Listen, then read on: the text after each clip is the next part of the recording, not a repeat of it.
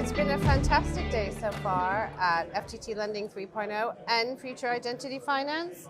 Fantastic to have Mitek involved and to have you on a session earlier that we had it was a lively session that we had. It was a vigorous debate, to be fair. Yes, it was, which is great. But for those of us those people who are watching and listening who aren't familiar with Mitek, tell us a little bit about what you guys do. Yeah, sure. So Mitek, we're an identity provider, but as you've seen, there's quite a few of these here today. So how are we different? What's our superpower? So there's really three parts to our story.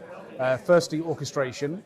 We bring the widest range of identity services inside our platform, so our clients can have a little bit of this, a little bit of that, and a little bit of that based on the risk they see in their customers. So they can create different journeys based on different risk segments, different product risk.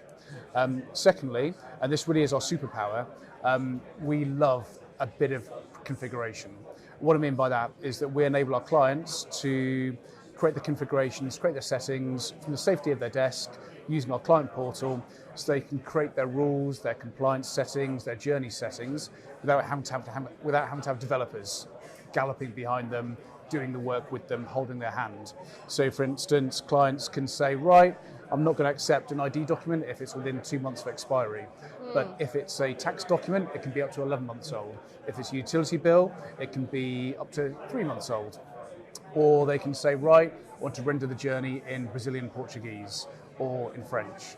Or I want to create a start page to welcome the user and give them some customized messaging. So really our superpower is about configuration and settings so that our clients can go to market and deploy new journeys, different KYC services really, really quickly. And the third part of the pillar at Mitek really is all about the quality of the user journey, how our UI and UX takes over inside our client's site or app so they can seamlessly deploy a journey and it looks like it's an extension of their website or their app. That's really interesting, and that kind of customization based around also what your clients know about their business and their end users can help them determine, the kind of documents or whatever the timelines they're comfortable with. Yeah, exactly. Brilliant. And it's great to have you because, we've been talking a lot about fintech, but also digital identity solutions and what they enable in terms of customer journeys and so on. What are some of the key trends that you're looking at, thinking about, see coming over the horizon that you think we should be looking out for? Okay, so I think coming over the horizon, it's time to kill off the password. What we saw in, happy days, me as a user as well. For a start, people are just lazy when it comes to passwords. 70% of data breaches are where the user is using an easy to guess password. 23 million people around the world use the password 123456. That statistic always blows me away. Javelin stats came out in 2021 that there was a 90% increase in account takeover stats. And what do the users want? The users want biometric access, not password access.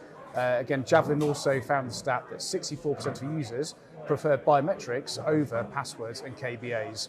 So at Mitek, we believe it's really time to kill the password. As well as offering our clients a really great user journey for onboarding, we offer a great user journey for authentication, so our clients can ask their users to enroll with their face or their voice or both, and then next time they come in, it might just be for account access or it might be for a high-risk trigger. They can then prompt the user to authenticate themselves with their face or their voice or both. Yeah, I think that's very interesting.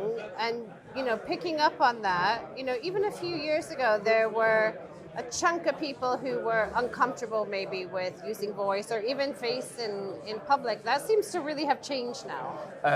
I think you're right. Once upon a time, the notion of using your ID document online to prove your identity, people was, what? Put my identity document onto the internet?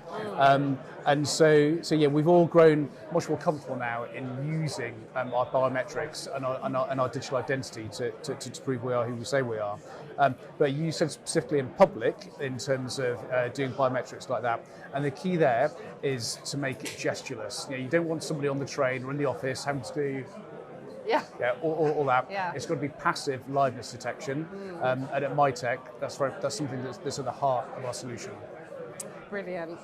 And finally, obviously, regulation policy is a key driver across this industry. Are there some initiatives that we should be thinking about, keeping an eye on, that are really going to have an impact on the industry? Yep, so reusable digital identity is firmly on the way, and that's being preceded by standards in digital identity verification. So at Mitek, we're one of the companies that's approved by the Home Office as an authorised identity services provider. And what we had to do to do that is go through an audit, go through a certification by an independent auditor according to the standards laid down by the government.